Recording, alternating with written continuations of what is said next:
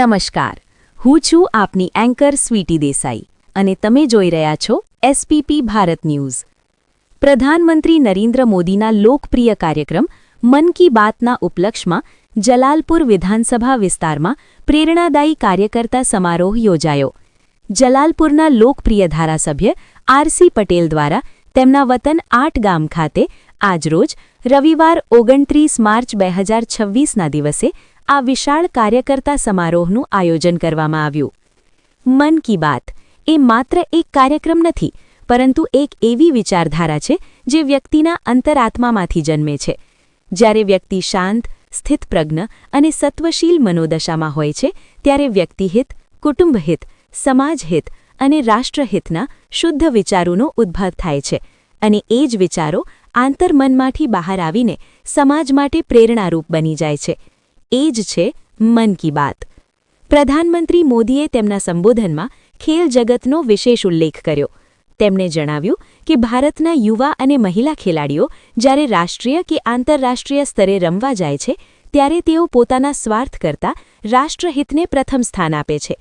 તેમની આત્મપ્રેરણા અને દ્રઢ મનોબળ તેમને સફળતા તરફ દોરી જાય છે અને જ્યારે તેઓ ગોલ્ડ, સિલ્વર અથવા બ્રોન્ઝ મેડલ જીતે છે, ત્યારે એ જીત માત્ર તેમની વ્યક્તિગત નથી રહેતી, પણ સમગ્ર ભારત અને 140 કરોડ દેશવાસીઓની જીત બની જાય છે। ખેલાડીઓના મનોબળને વધારવા માટે પ્રધાનમંત્રી મોદી પોતે તેમને પ્રોત્સાહિત કરે છે અને પીએમ હાઉસમાં આમંત્રિત પણ કરે છે। આઈપીએલ હોય કે મહિલા પ્રીમિયર લીગ, ભારતના યુવાનો અને મહિલાઓ આજે વિશ્વમાં દેશનું નામ રોશન કરી રહ્યા છે।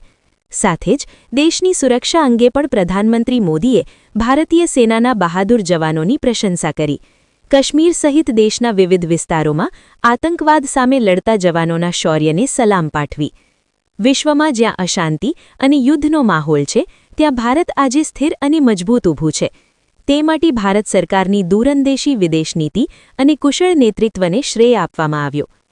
આ કાર્યક્રમ અંતર્ગત ધારાસભ્ય આરસી પટેલે જણાવ્યું કે તેઓ છેલ્લા 15 વર્ષથી ધારાસભ્ય તરીકે સેવા આપી રહ્યા છે અને સતત મન કી બાતના વિચારોને કાર્યકર્તાઓ સુધી પહોંચાડવાનો પ્રયાસ કરી રહ્યા છે।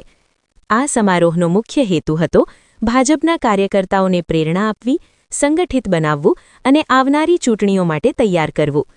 કાર્યક્રમમાં જલાલપુર તાલુકાના ભાજપના તમામ સેલના કાર્યકર્તાઓ મોટી સંખ્યામાં ઉપસ્થિત રહ્યા। અંતે આભાર વિધિ ધારાસભ્ય આરસી પટેલ દ્વારા કરવામાં આવી અને કાર્યક્રમ પૂર્ણ થયો। ઉપસ્થિત કાર્યકર્તાઓ માટે અલ્પાહારની વ્યવસ્થા પણ કરવામાં આવી હતી। પોંસરાથી જર્નલિસ્ટ સ્મિત નાયકના ખાસ રિપોર્ટ સાથે હું સ્વીટી દેસાઈ, એસપીપી ભારત ન્યૂઝ।